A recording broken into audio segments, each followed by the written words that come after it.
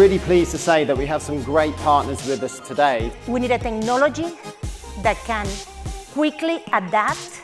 I think in terms of roadmap, there's a lot happening from devices perspective. Reducing ORAN adoption costs and increasing benefits. For AI, you've got to feed the beast.